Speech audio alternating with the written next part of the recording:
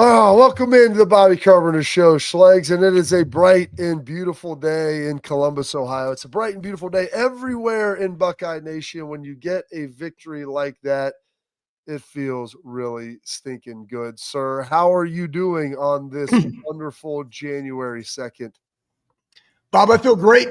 It was great watching that game. Unfortunate that we didn't watch the Sugar Bowl with everything that's going on. So thoughts and prayers are with those that were killed and injured in that tragedy.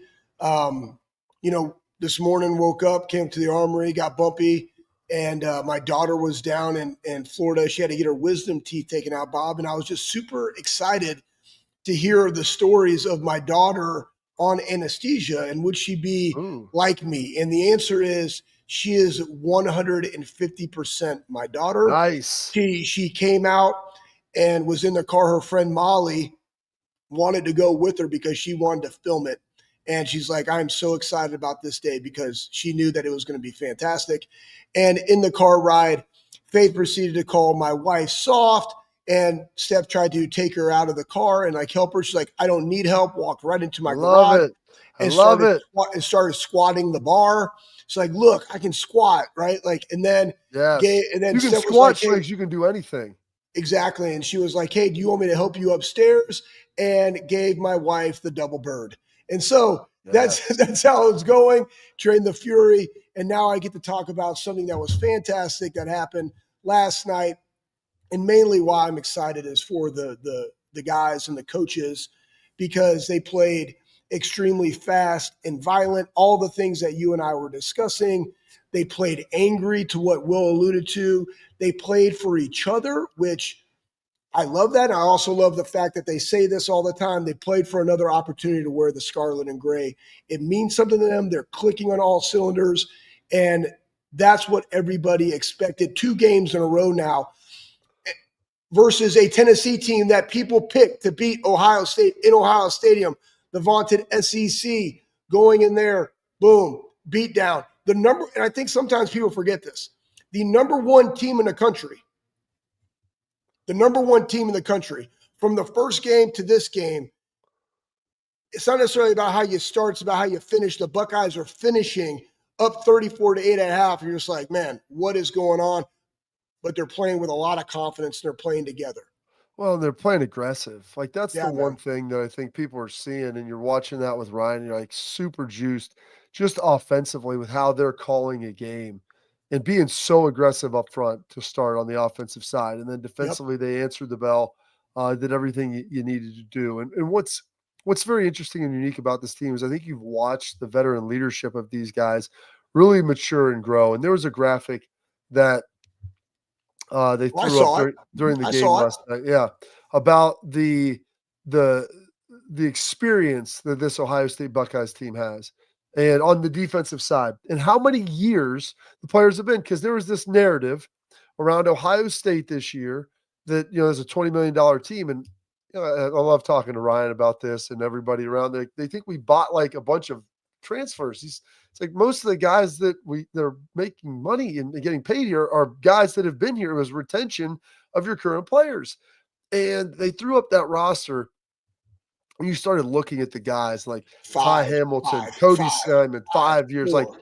yeah, it was like you looked at their top 8 guys, all 4 and 5 year guys: Jordan Hancock, Lathan Ransom, Denzel Burke, all of those dudes, Jack Sawyer, JT Tuimoloau, Ty Leak. And then you get to the one dude who had been there for 3 years, Sonny Styles, who's starting at Yep. the other linebacker position. Then Davidson Igbenuson, who transferred in, who's been a 2 year guy. The only first year player is Caleb Downs. Like, Yeah. that's it. It's the Caleb Downs. And so, like, everybody else started last year or played significant minutes. Like, what ironic about it is Cody Simon, who was the Rose Bowl MVP, was not a starter until this year. Yep. And so, like, I saw Cody Simon. I was so happy for him to win that award. And with how he is playing, it's like he's doing it at all phases, how Yep. fast, athletic, he's getting to the football. He's making plays once he gets there. He's rushing the quarterback. He's doing it in coverage. He did have a drop pick. We'll call it a PBU, but it was a drop pick. And I'll never let him live that down. But because these guys get stroked enough, Schlegs. They need to be brought back to earth a little bit, and they got to let them know, all right, that there's still meat on the bone that could be had. The hungry And dog. not like he doesn't hear that from James in every single meeting and probably during practice too, Bob. I Well, like it that you just keep adding to it. I don't know if James does it quite the same way that I can, Schlegs. I mean, I got to Facts. make sure that he knows. But like I told Jack Sawyer when he got stiff armed by Nico Iamaleava like last week, that was your third sack, but you got stiff armed by 180 pound 6'5" quarterback. But that's neither here nor there. As he was, he's coming off a block, and it's all good and good fun. Those guys played great, but to see Cody Simon go out there and win Rose Bowl MVP of the defensive side of the ball with 12 tackles, sacks, PBU, 11 tackles, 3 tackles for loss, 2 sacks. And those sacks were out of the spy position. It wasn't they were bringing them. I mean, and Dylan Gabriel is an athletic dude, but making that play in space, those were big time sacks. Guys, they had 8 of them. That's when they said 8 sacks. I was like, oh, that must be 8 sacks from like the CFP from like they had 4 against Tennessee and then had 4. So no, they had 8 tonight or last night, if you will, with all of the plays. Guys, Jack Sawyer, JT, sacks, PBUs, and I don't even know if they gave JT if JT got credit for his PBU because he technically hit Dylan Gabriel's arm and the ball didn't come out. Like it didn't hit the ball, but the ball came out bad. So I don't know if you get credit for a PBU on that or not. But like just how all of these veteran guys who came back, and so the one thing that they're doing, you can see it, and you saw it after the game. They were celebratory, but they weren't celebrating. Like, hey, it's great. We won. We still got 2 more. Because these guys, like, they've got a Rose Bowl, and that's great. They won the first playoff game ever in Ohio Stadium. That's great. You still want to have a big trophy. And they still don't have a Michigan win. They still didn't get a Big Ten win. The national championship is in their sights. And so these guys all came back, and they look like a team, both on the offensive side and on the defensive side. We could throw out, Fryer and, Emeka Buka and Trey and G. Scott and all these other guys who have played a lot too, who have been here and been through it. They came back for the purpose to ultimately try to win a national championship. And that still isn't accomplished. And they played well. They played great. But this team is playing with an edge. They're playing fast. They're playing on a mission. And when you have adversity like that, what happened at Michigan? It can splinter teams. It can fracture them. Some of them can be like, they throw their hands up at it. You know what? We just have gotten a bad break. This isn't for us. Or you can kind of lean into it. And these guys, Schlegs, have leaned into this thing like a buffalo at Yellowstone marching into the wind in the middle of February. Instead of walking away from it, no, you go nose into that thing, knowing that the shortest distance through the storm is through it. And that is what you've watched these guys do. And it has been a beautiful thing to experience and see over the last couple of weeks. And they're not done, which is the best part. So I go back to that players only meeting, Bob, that people said they gave false narratives of what that was. You mean the fight where the coaches and players? Yeah, exactly. Fight? But that was false. But it was a very honest and transparent meeting. And I guarantee you the coaches had a meeting and they realized like, hey, we can be better. Players realized they could be better. Yeah. And I actually was getting questions about it. And I literally told them, as I was getting questions by random people, not on the Twitter machine, which some of these comments are just absolutely crazy. Like people's perspective is just irrational. But they realized game plan was not there. You look at that game, execution was not there. Yeah. In all plenty of blame, right? Plenty of blame. Plenty of blame. But they were like, you know what? We're going to own it, and we're going to make corrections, and we're going to coach the shit out of our guys. Yeah. And we ourselves are going to take a hard look as a coaching staff, and we're going to be better, and we're going to come out, and we're going to do what we got to do versus Tennessee. They did that. They carried the momentum. You go on the road, you play in the granddaddy of them all. They didn't get sidetracked by the glitz and the glamour and all the different things that you could do out there. They were there on a mission. That's to go beat the number 1 team in Oregon and to kind of rectify that one game, because that one game literally was a turning point for them, especially defensively. Defensively, they became just after that game, they were just hungry. And I know they had that little slow start in the Nebraska game, but still played efficient in that game. But what they have, again, allowing no passing touchdowns from that Oregon game, like the only teams that have thrown a passing touchdown on them since has been Oregon. And again, I go back, the number one team in the country, 13-0, the number one seed in the college football playoff. And I was also thinking about this too. Yes, reseeding needs to happen in this, but you got to play them as they come, especially in the But to first be year. the man, you gotta beat the man. Woo! That's it, man. Come on, That's Schleich. it. And that's what they did. And I'm kind of more reserved right now on this excitement, Bob, only because I see the way the guys are playing, and it's that controlled aggression. When you watch Denzel and Sonny converge on a tackle out on the sideline, when you see How Lathan, great was that, by the way? The when reverse. there's a lot of them, but when you see like Sonny was the play side linebacker to the run, and then tracked it down all the way backside, and they vice that. Denzel had outside leverage, Sonny was inside. That's exactly how you're supposed to play it. The fills on the run from the safety position, and Bob, this defense really is no different than the defense that you and I played at Ohio State from a 4-2-5 perspective, meaning you went to a 5 technique. I was the Mike, AJ was the Will, and you had Dante Whitner as the star. The difference is that in their passing scheme, Sonny will go be a curl flat player, but they're allowing Caleb to be that hook curl player. Yeah, and down. Top down, but again, that's what he does very, very well. So they're allowing him to utilize his ball skills by allowing him to play in the box from depth. Ball skills. Because he had a drop pick.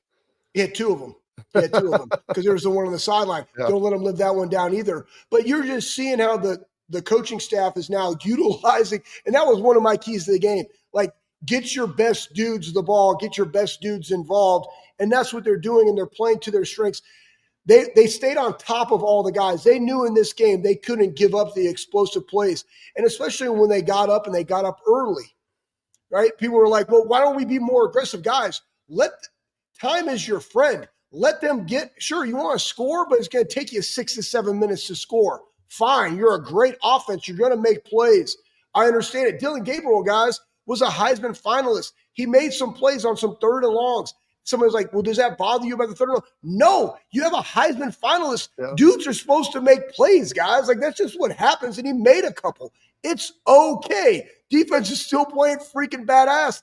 And at the end of the day, it was 500 yards of offense to Oregon's 260 to 275 yards of offense.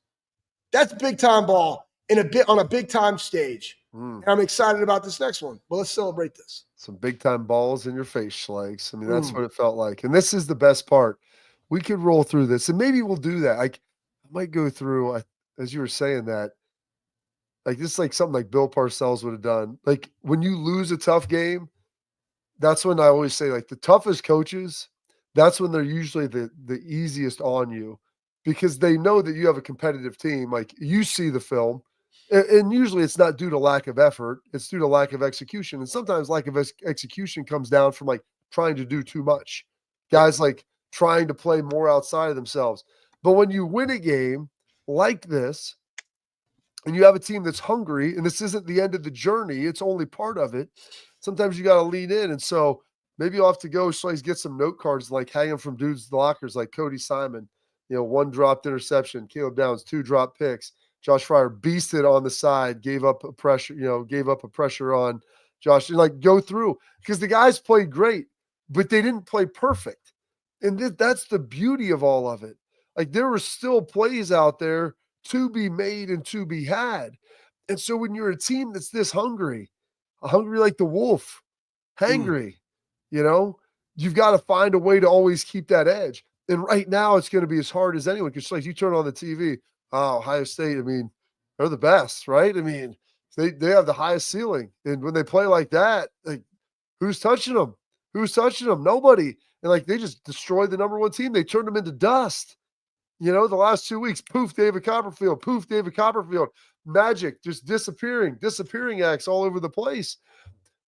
But how do you keep that edge? That's what we're going to have to dig into on the next couple of days, like tomorrow, and even more so is like maintaining that edge. How does Ryan do that? With a mature team, it's a lot easier, because they're not going to sit there and slurp up the Kool-Aid. They're not going to sit there and just drink all the love potion, let you pump the Jergens in their handshakes and just stroke them off. Like, that's not going to be the solution. That's just a cleanup on aisle 9. That's not going to help you win the game. This goes back to the maturity of J.J. Smith, and they alluded to this, and we talked about some tweets and stuff. Like, he asked Brian Hartline to coach him really, really hard during this, extended period. And that's a guy. But then Will Howard wants the same. That permeates through the entire offense. When you can go through and you can coach a Cody Simon really hard like that, that impacts the Sundays and the Arvells and the CJ Hickses of the world. And same thing with Jack and JT. Like, they want that. Tyleek wants that. When you're in this and and again, you can kind of see the light at the tunnel, but they also do a really good job of compartmentalizing that they need to be focused on Texas, right? It's like, now we're focused on Texas. We're going to celebrate this one. We're going to fly back. We're going to be in game week. The focus is on Texas. What do we got to do? Coach me hard this week. Make me better this week, because I got to be at my best. And we'll talk about the Texas game, but that's their mindset. And that mindset can come, to your point, Bob, easier because you have fifth, fourth, all the way down. And again, we go back and we talked about Michigan winning it last year. What did Michigan have last year? They had 44 seniors. When you have veteran-led teams, man, like, these are the things that can transpire, and you can go on these runs because they're older and they're wiser, and they want it because they've been there. And so these guys, they haven't been at this point. They've been in the CFP, but not like this, having already won 2 games to get to the semis. They're hungry, and they're going to get coached really, really hard this week. Oh, I'm excited, Slanks. Well, there's a difference between coaching really, really hard and running them into the ground. Yeah. And that's what I'm telling you what, we'll do it on the next break. We'll do it. That's like, you know what, Slanks? That's called a tease. You're going to tell us the difference between running them into the ground and coaching them hard. Such a good Bringing it hard. I love it, Slanks. All right, before we get out of here, no guest today, by the way, unless Lathan Ransom hops on. I sent Lathan a text. Those guys, they're trying to get rested up, and I give them some credit. I said, sleep, we'll figure this thing out. They got a quick turnaround. Not as quick as Notre Dame and Georgia, because they got 2 days. Penn State's got 2 days on them. But attention, parents and athletes. Protect what matters most with Export mouth guards, trusted by professional athletes, designed by NHL team dentists. Export mouth guards are scientifically tested to absorb those high-impact hits, protecting both your noggin and your grill. Export mouth guards feature 3 layers of advanced protection, including patented use of carbon fiber. They 3D print those things custom right to your grill, so it fits so snugly. Means more protection, better performance, max comfort, clear communication, so you can focus on your game, not on your gear. Don't take chances with your safety. Visit exportguards.com/Bobby to get 15% off. Protect what matters most. Export. More of the Bobby Carpenter Show coming up next.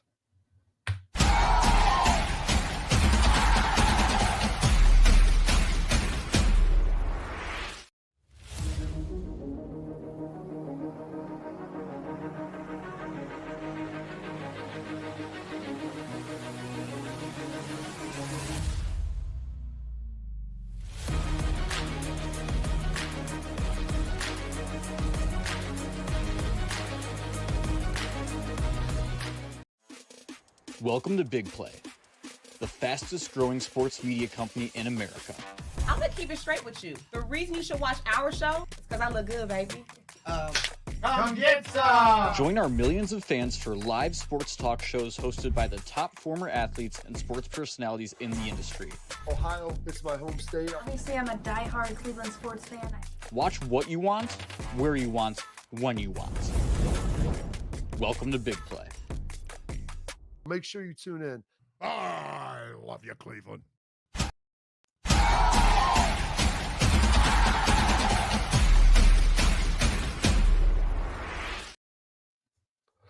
Welcome back in the Bobby Carpenter Show, Schlegs.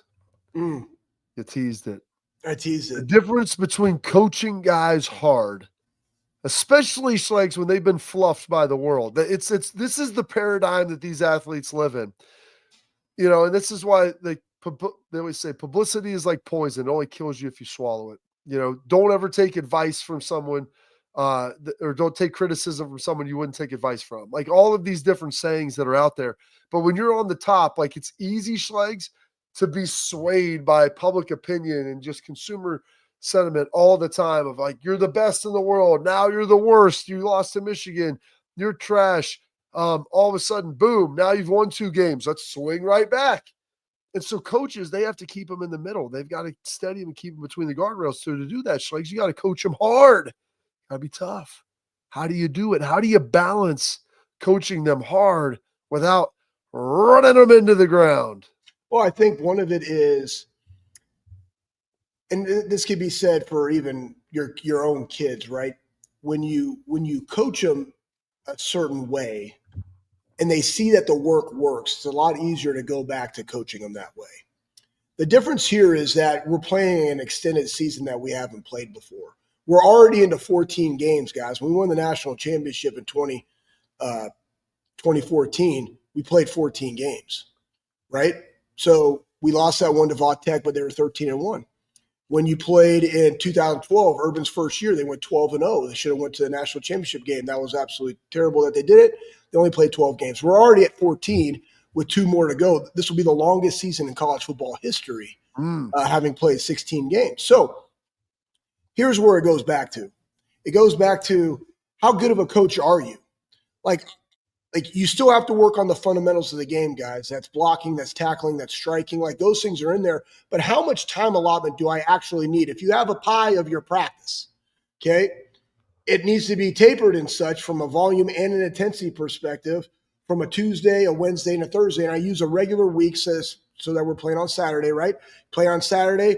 You have your walkthrough, so they're gonna fly back today, right? I don't know. They if got in at like 4:00.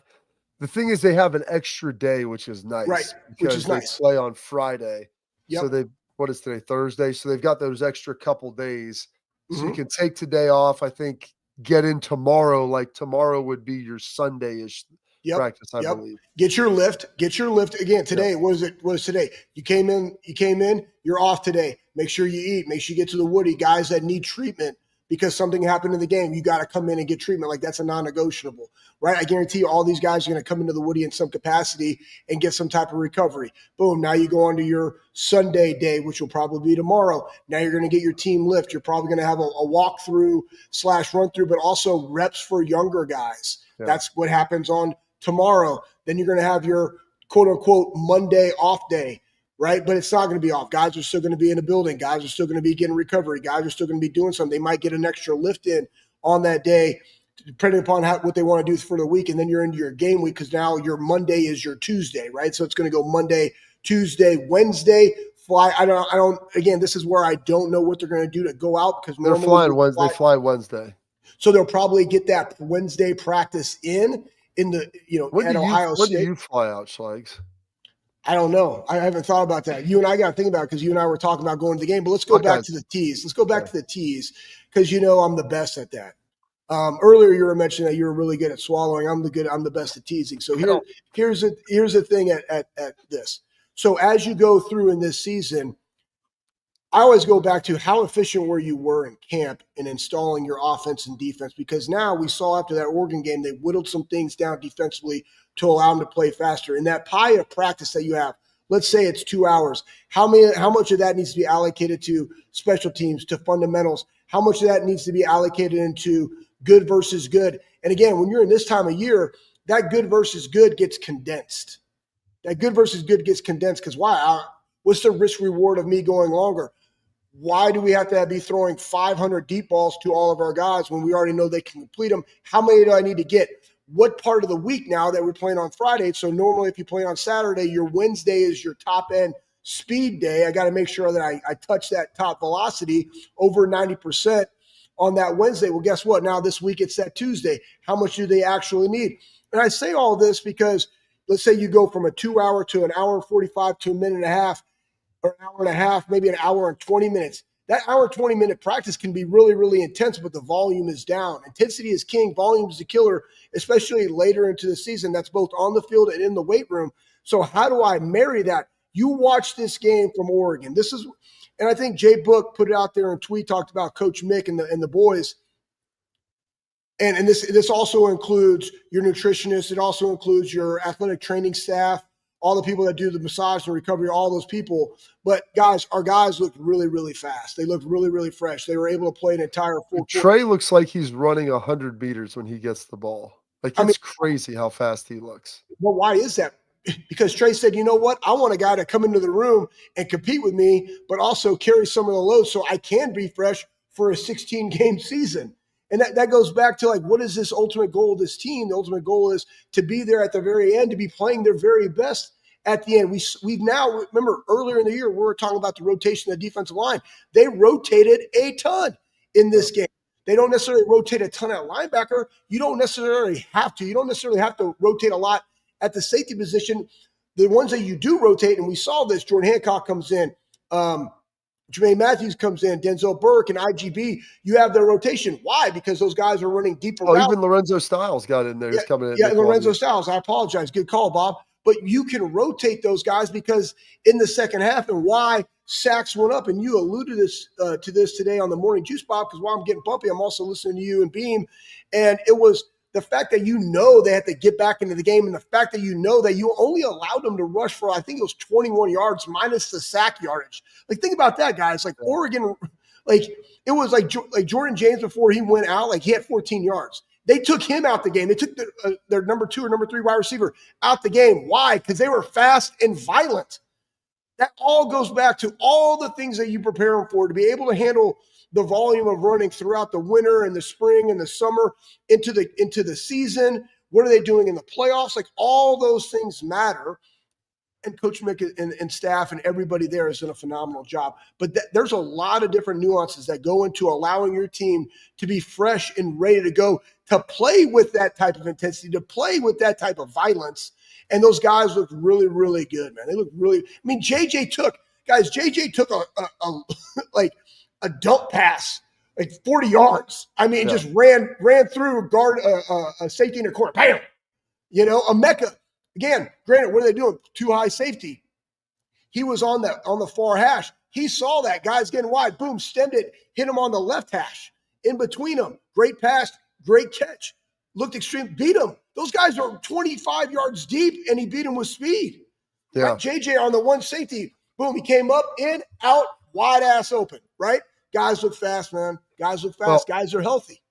And so that came down, Schlegs, it was a pointed strategy from Ryan Day, meeting with Jim Knowles, Chip Kelly, Mickey Marotti, of how do we get ready for this year? What do we do in the preparation for it?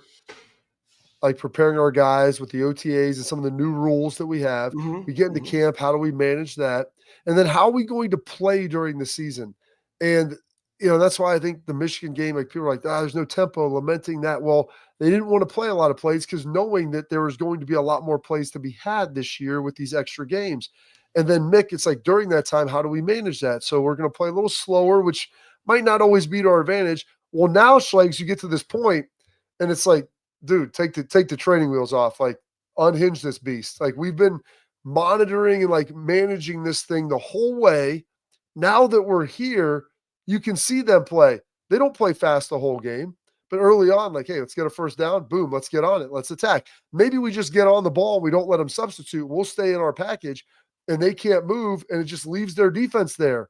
And so you look at it, and what's amazing, Schlegs, when you look at this, do you know who won the time of possession?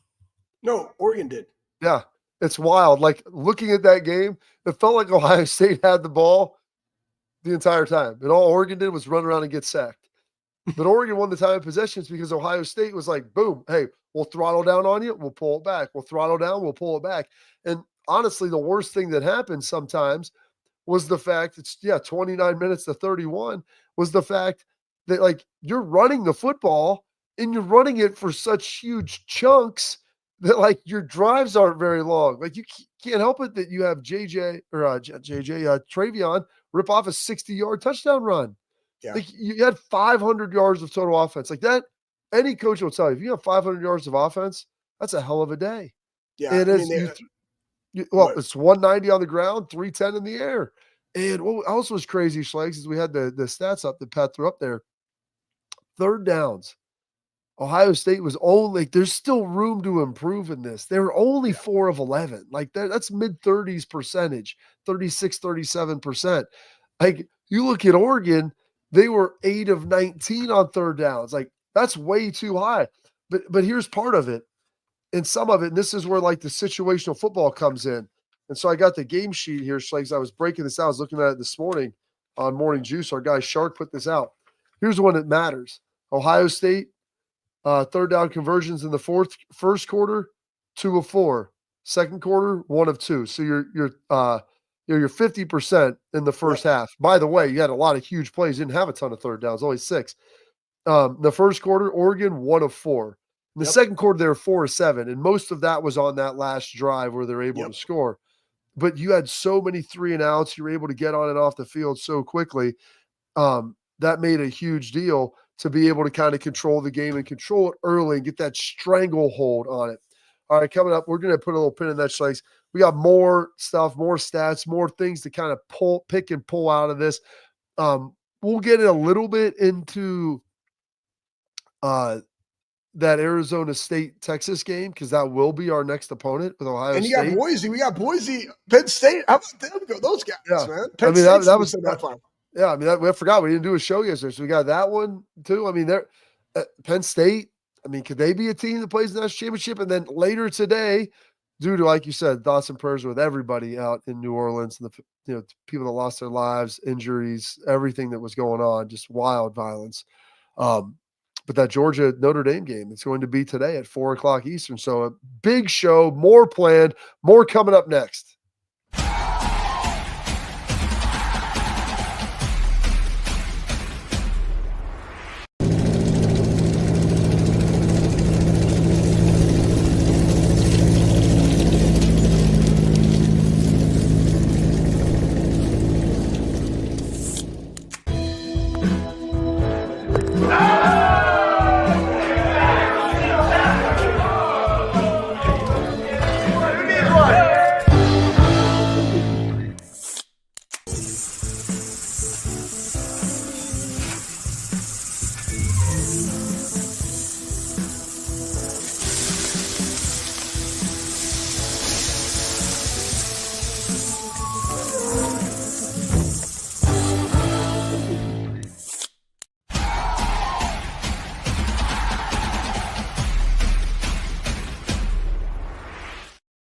All right, a couple of things we want to get to.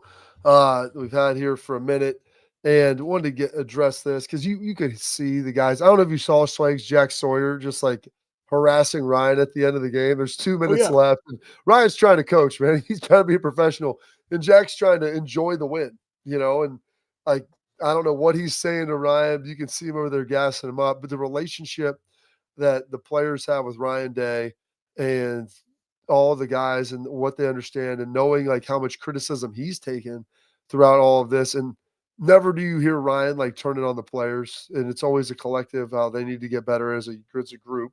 But Jack Sawyer, this was after the Tennessee game. And this is something you're going to continue to hear be echoed about, their feelings for him and everything. Pat, if we can throw that up there about, how Jack feels about Ryan Day as a coach and what he ultimately brings to the table, because these guys see him, they interact with him every day, Schlegs. And you've been around him, you were working with him, and we've got a chance to spend a lot of time. And everybody after the Michigan game, fire Ryan. I don't care. We can get an interim coach to coach this team. Listen, the players love him. If I know nothing else about someone, how do the people that deal with him the most, how do they care? How do they feel about him? How much do they care? How much do they respect him? And there is an immense amount of respect on Ohio State. Let's play Jack's comments on this. I mean, yeah, you see it, everyone hears it. Everyone sees what him and his family have to go through, knowing the man he is and his family so well. You just feel for him. You know what I mean? Like, I love him. Like, he's an uncle to me. So, I hate seeing that stuff. Because he's the best coach in the country. And it's ones like this that proves that. Man, that was after Tennessee, and I think that everybody would just double down on that one more time. And then there was the worry, Schlegs, like, losing to the same team twice, the Oregon boogeyman, like, what's that going to look like? How bad could that be? We're going to get to some great comments in the chat from last week. I threw a tweet out. Everybody, I was hoping that there would be some hate. There's not a whole lot of hate right now. I was hoping for some haterade to get tossed around here. But Pat, if you want to throw up, only three times before Ohio State lost to the same team twice in a season. And we're going all the way back in the Wayback Machine. 1890s. We're talking 1892 to Oberlin, 1893 to Kenyon College, and 1894 to Wittenberg. I mean, you're talking over 125 years ago, these games. And Oregon, what was it going to be? What was it going to look like? Well, it wasn't to be. All the folks are like, hey, Oregon, they left a lot of meat on the bone too. And they did. There's some plays they could have made, but those guys stepped up and answered the bell in a big way. Yeah, absolutely, man. And, let's go back to this Oregon game. You could have said the same thing that people were saying about Ohio State versus Michigan running the football in this one. I mean, that first half, Bob, they ran the ball first and second down. There was nowhere to go. And I think sometimes this is missed in this. Normally when people have to stop the run, they're putting 8 in the box. Yeah. They're loading the box. Guys, we're doing it with a 4-2 with a safety coming down, top down, right? So you can only do that if you unequivocally trust the safety fit and being able to pull the trigger to meet a guy at the line of scrimmage. Guess what? Caleb Downs and Lathan Ransom, they do that, and they do it at a very, very high level. Matter of fact, All-American, second-team All-American as your safeties at Ohio State. I don't know if there's ever been a group as touted as that in that position at Ohio State at the same time. Pretty remarkable. 2, your interior defensive line. That's the Ty Hamiltons of the world. That's the Tyleek Williams of the world, right? JT and those guys, like, keeping the edge. They had 0 running game. And in the first game, they ran. They beat us in the rushing battle in the first game. So they're like, we got to beat them in the rushing battle. Guys, the same thing that we could have said about Ohio State versus Michigan in the game plan. Same thing could be said about Oregon, their game plan. But how was that impacted? It was impacted because Ohio State's offense just absolutely torched Oregon's defense on big plays that they didn't have in the first one. You had to earn every single one in that first one. And that kind of goes back to Fry and everything that Coach Fry has done with this offensive line. Like, hats off to Donnie. Hats off to Josh Fryer. Hats off to Carson, and then the rotation at the guard position. Guys, they this sweet little mix after the Michigan game. They're like, hey, we got to do something. That goes back to that team meeting room. When guys get challenged, when guys get poked in the chest, like, how are you going to respond? The offensive line has responded against a very good defense. They're going to get tested again versus some people say it's the best defense in the country. I would argue, no, that's Ohio State. But Texas defense is very formidable, and they're going to have to rise up on that one. The road that Ohio State has to go to, guys, is the best road. Why? Because you just got to continue to beat the best. And it's going to be fun to watch. And so everyone complained about it, but at this point, like Ryan, this whole group, they've got the bring it on mentality. No doubt. They go, I mean, you're going to have to beat good teams along the way. And I would rather be tested and rather your guys be sharp and battle hardened and feel like, you got an opponent, we should be better. No. Playing Texas, man. This is big brand you. Texas now, they were up by 16 in the second half. It was 17-3. Yes. Wasn't it at halftime? 17-3 at half. They're up by 16 at one point. And, they played with their food a little bit. So there's a movie called Rounders where, Matt Damon's character is playing poker against John Malkovich's character known as Teddy KGB. And you gave hanging around. Yeah, exactly. It has alligator blood. And there's a little bit of that where you let teams hang around. And what Ohio State hasn't done, they haven't let teams hang around. They finished them.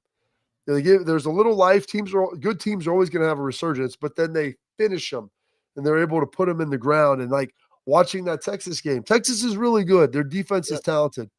They've got some really good players in the secondary. Might be the most talented secondary that they played. But I watched Arizona State be able to get some things going, and that's without their best receiver. They had injuries during it. They had a hard time protecting their quarterback. God bless him, man. He was on fire. Like his ability to move and do some things. Sam Levitt is pretty damn special, and I think is going to be really good as he gets older. But they emptied the chamber with trick plays and everything else out there. But like Texas, they don't seem to have that killer instinct.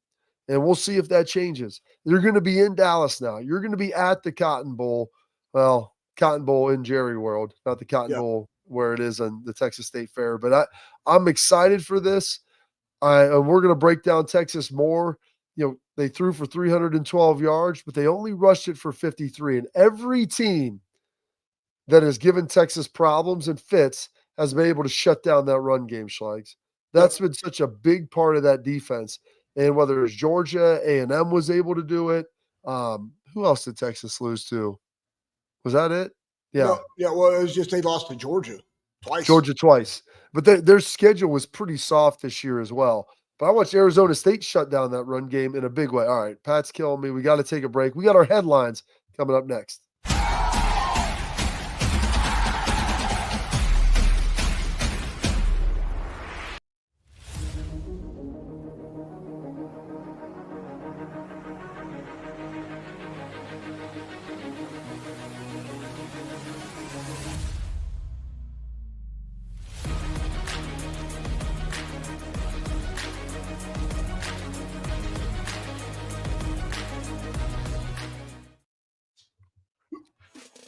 Welcome to Big Play, the fastest growing sports media company in America.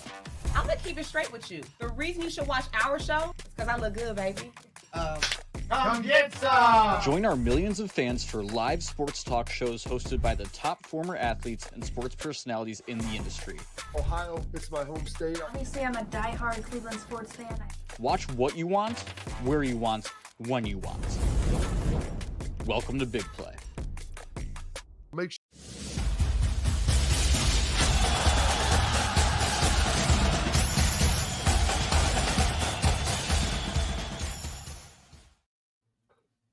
All right, I think we have it in here. I thought I saw it earlier. Do we have the Lathan hit in here, Schlegs? The clip that No, you had the video of Trey's run that was just in our group chat, but I think you filmed it on your phone on your TV. And I was like, how do I upload this into the Google Doc? Gosh, dog. But I'll say this, man. All I know is this, man. Lathan came in. All I know is run pain. play. All I feel is rain, Schlegs. Dude, that guy came in there and just laid the. I mean, here's the deal. Both games, and I think somebody put on Twitter just the violence that they're playing with, and pads are popping and silver bullets are flying around. Oh, is this it right here? Yes. Watch this, Schlegs. This is safety Phil. Bam. Oh my gosh. It's better with the McAfee sound to it. Yeah. Because they just hype him up so big. I mean, it is a shot like nobody else's. And that, Schlegs, we play with some really good safeties, Dante Whitner, Nate Sally. I mean, a guy coming down and filling it up. I mean, there was no breakdown. That was near leg, near shoulder, inside hat, boom, pop him and get it. It was, I was worried Lathan was going to knock himself out, but that is as good a safety play as you were going to get. That's an All-American performance right there. 100%, man. And like the other thing too is we tackled very well in this game. We had there's a couple of missed, right? Oh, but yeah. In open field, like why isn't he making that tackle? Guys, I'm sorry. You never open field tackled. So like it is a very, very hard thing to do. 12 personnel. Handoff. Run to the left. Jordan James. Ram strong. Lathan ran. So that's how you fill the gap, isn't it, D-Buck? That's how you show up and fill that gap. That's gap discipline right there. He was a Ram truck nominee earlier this year for us. Yeah, look at that, man. Beautiful. I love patting the boys, man. Gosh, it was so great. It was so great. And that was like, because that's a play that like kind of goes underrated and people aren't going to talk about it a ton. But like those are the tone setters. Like we talked last week, Schlegs, about playing with a intensity that they're either unable or unwilling to match. Yeah. Like that's it right there. Like he also left the game. I think it was a hit that Tyleek put on him on an inside run. But guys, those the accumulation of the hits. Since why also we gave props to Nico. He cracked his helmet twice. Yeah, dude still was running. Like, boom. I appreciate that your love of physicality as a quarterback, Nico. But like when dudes are hitting you like that, when receivers are getting hit like they do on the perimeter, when you have hats around the ball, right? Gang tackling, like on that one where Sonny and Denzel hit, like there's nowhere to go. They're suffocating. It makes you think like, what do we got to do? What do I got to do as a player? Do I want to continue to get hit like that? Like you just got to be a guy that I love contact. I want to give contact every play. I'm just going to beat them down. They're going to tap out at some point. I just got to keep going. That's their mentality. It was the same thing on the pass rush Yeah. because going in that second half, and dudes were getting covered up, guys, and you're just rushing forward. They didn't have to bring the blitz. But hell, we saw spin moves and shit in there, and it was great because they knew you could do that because they had tackles coming around on the outside. Somebody was going to have the edge. But now I got a little bit of freedom, and they can pin their ears back. And what them stopping the run did was it put them into 3rd and long. They're the ones that got behind the chains, just like Ohio State was the ones that got behind the chains in that Michigan game. They flipped the script. They found it. And offensively, we're getting our dudes earlier in the downs, the rock, and you're getting the 4 yards, the 5 yards, the 8 yards, the 42 yards. Those are nice too. So they're just doing a really, really nice job of winning 1st and 2nd down on both sides of the football. And then one guy who had a tremendous day set a Big Ten freshman receiving record for touchdown catches, 7 for $187 and 2 TDs. JJ Jeremiah Smith set the record. Like I said, Schlegs, the most touchdown catches by a freshman in Big Ten history. What a day. What a performance by him. Going and getting the ball, running routes down the field, and then catching the ball and his catch and runs, running through arm tackles. Dude is immensely impressive. And you heard him after the game with Reese Davis, asking him about, can anyone cover him one-on-one? And he just simply says no. And it's factual. He's not arrogant. He has work to get done. He knows that, but no one can cover him one-on-one. And I agree. Well, I mean, I saw it in spring football, and it was one of those things where, when you have older guys, and I'm talking the Jacks and the JTs of the world. Yeah, old dudes. And you're like, put him on the shelf. Like, we're good. We're good. He's already needs to be a dude. You know what I'm saying? Like, when you got guys talking about, he doesn't say, like, he'll talk a little bit because, like, IGB and Denzel and Jermaine, like, they'll talk some stuff. Like, but it made them better.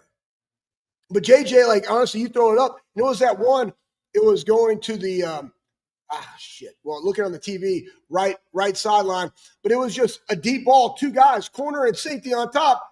He just went up and got it. Like, that's what you do. Like, he's the break glass. Like, not even where that wasn't even where you were supposed to throw the football. Like, it's really not the read. There's other guys open in a cover 2 throwing the 7 route. But when you got that guy, like, he makes it okay. And he was able to get it done. So we're going to get to some mean comments.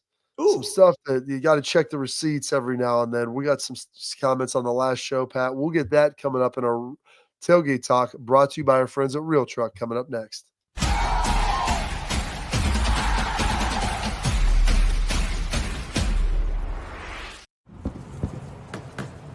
Get the most out of work, life, and all your outdoor adventures with top-selling upgrades for your truck. Guaranteed fit, free shipping, easy install, expert support, and thousands of dealers just a click away. Bring your truck to life. Real Truck. Upgrade today and save between $50 and $400 on select Real Truck products. Visit realtruck.com/specials.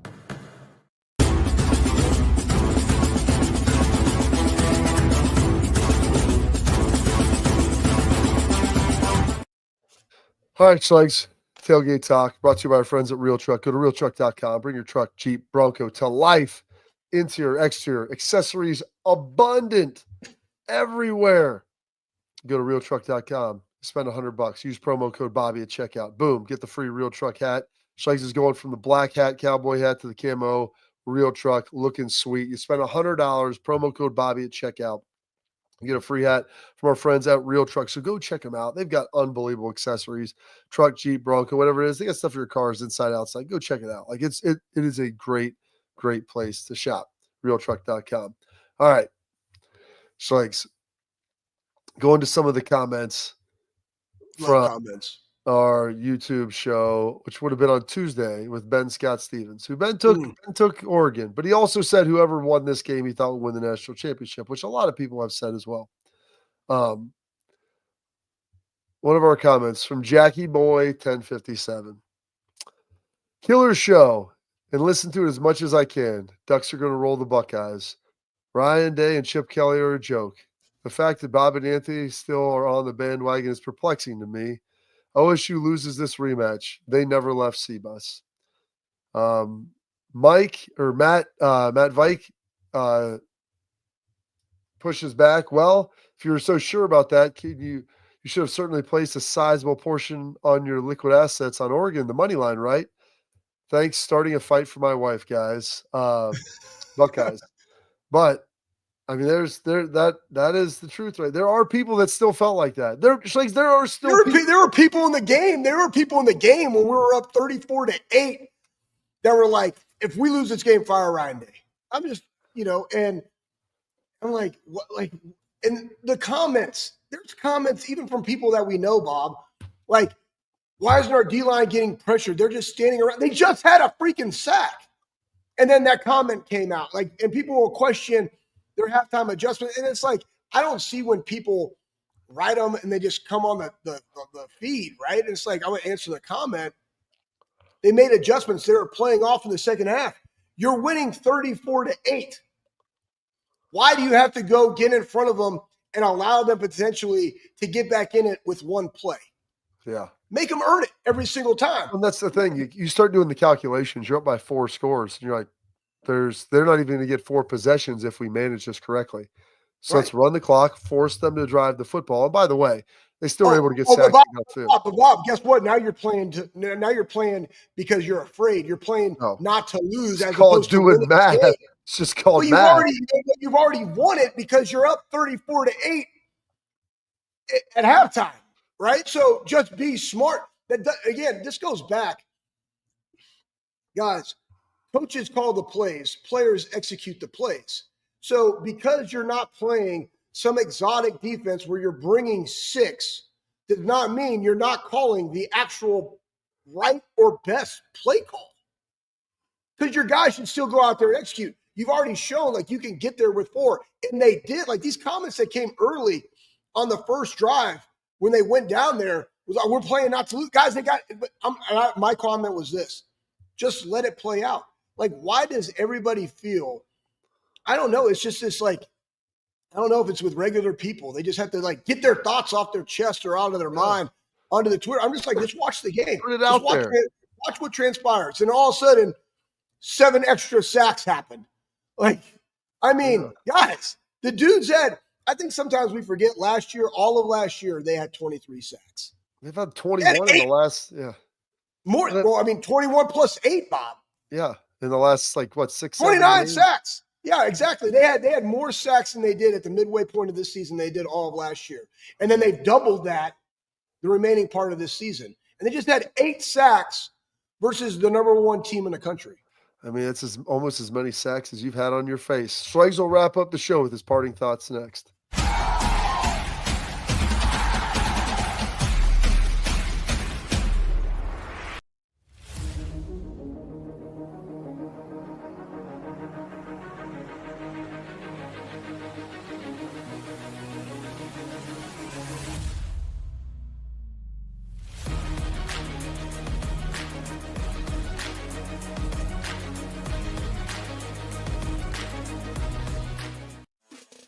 Welcome to Big Play, the fastest growing sports media company in America. I'm gonna keep it straight with you. The reason you should watch our show is because I look good, baby. Come get some! Join our millions of fans for live sports talk shows hosted by the top former athletes and sports personalities in the industry. Ohio, it's my home state. Obviously, I'm a diehard Cleveland sports fan. Watch what you want, where you want, when you want. Welcome to Big Play. Make sure you tune in. I love you, Cleveland.